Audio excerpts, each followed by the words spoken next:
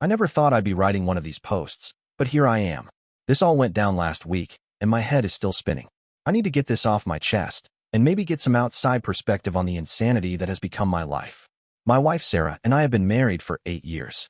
We met in college, dated for 2 years, and got married right after graduation. We don't have kids yet.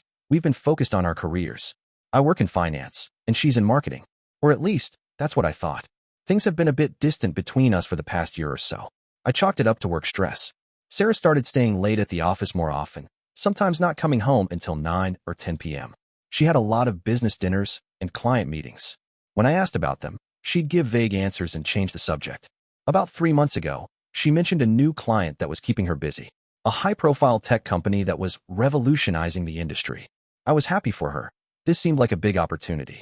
She was excited, energetic, happier than I'd seen her in months. Last Tuesday, Sarah told me she'd be working late again. I decided to surprise her with dinner at her office.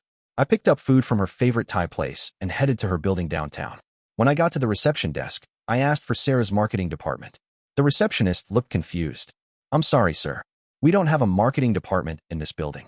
I laughed, thinking she must be new. "Sarah Thompson? She's been working here for over 5 years." She checked her computer. "I don't have anyone by that name in our directory."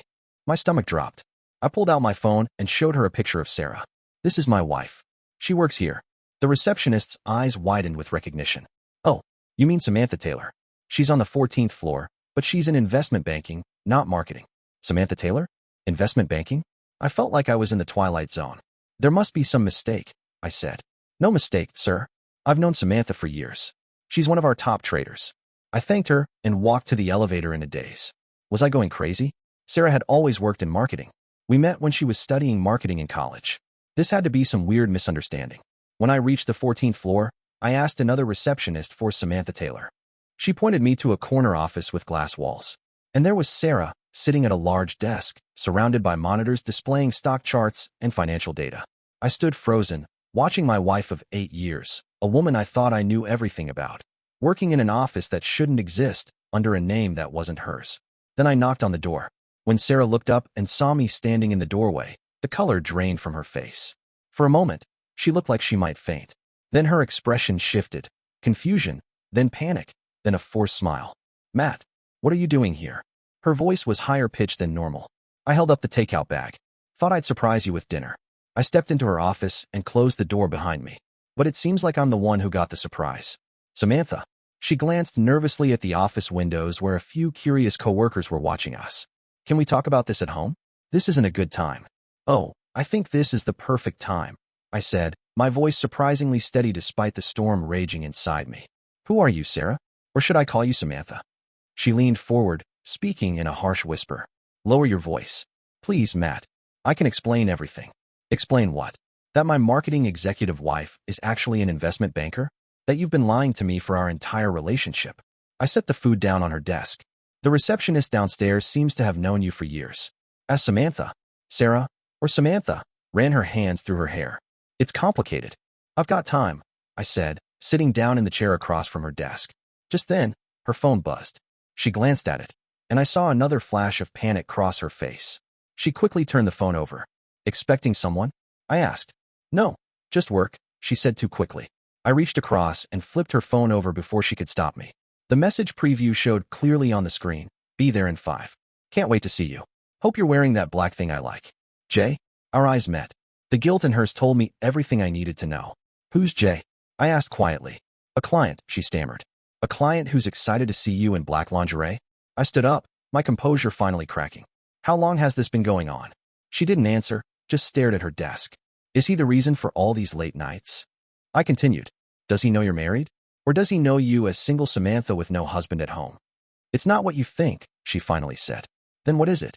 "Because from where I'm standing, my wife has a completely different identity and is cheating on me."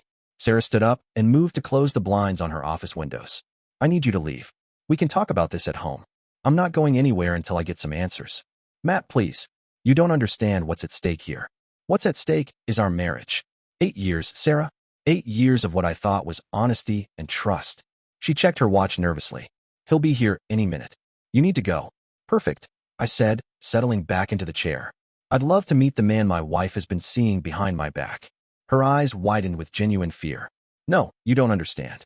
You can't be here when he arrives. Why not? Afraid your boyfriend will be upset to find out you're married. Sarah grabbed my arm, her fingers digging in with surprising strength. This isn't about an affair, Matt. This is about my job. My real job. The one I couldn't tell you about. Before I could process what she meant, the office door opened. A tall man in an expensive suit walked in, then froze when he saw me. Samantha, he said carefully, who is this? This is my husband, Sarah said, her voice surprisingly steady. The man's eyebrows shot up. He looked at me, then back at Sarah. Husband? You don't have a husband in your file. File? What file? James, Sarah said carefully. Can we reschedule?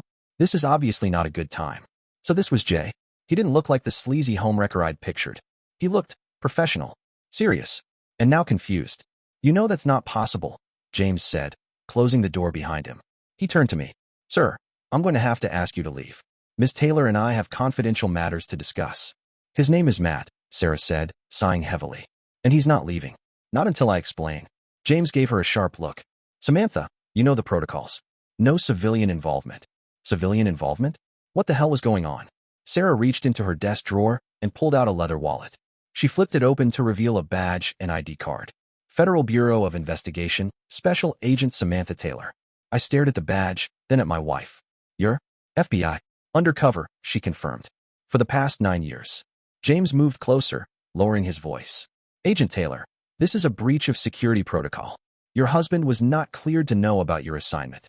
I didn't plan this, Sarah shot back. He surprised me. I felt like I was watching a movie. My marketing executive wife was an FBI agent? 9 years. I repeated.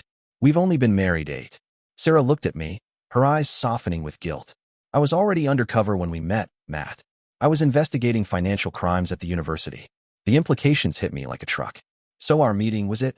No, she said quickly. Meeting you wasn't part of my cover. That was real. But I couldn't tell you what I really did. No one could know. We've been married for 8 years, and you never trusted me enough to tell me the truth? It wasn't about trust, she insisted. It was about protecting you. The people I investigate are dangerous. If they thought you knew anything. James cleared his throat. We need to discuss next steps, Agent Taylor. This compromises your position on the Meridian case. My head was spinning. The new client Sarah had mentioned. The tech company? That was part of your investigation. Sarah nodded. Meridian Tech. We believe they're laundering money through their overseas subsidiaries. I've been working this case for months. And the late nights? The business dinners? Surveillance? Meetings with informants? She hesitated. I'm sorry about the message you saw. James and I sometimes use coded language that would sound suspicious if intercepted. The black thing is a recording device I wear to meetings. James nodded confirmation. We've been closing in on the CEO. Tonight was supposed to be a handoff of critical evidence. I looked between them, trying to process everything. My wife hadn't been having an affair.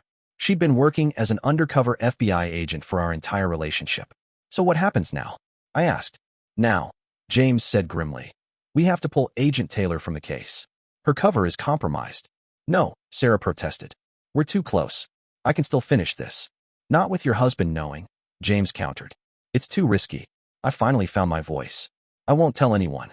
If Sarah needs to finish her case, I'll keep her secret. Sarah looked at me with surprise and gratitude. You would do that?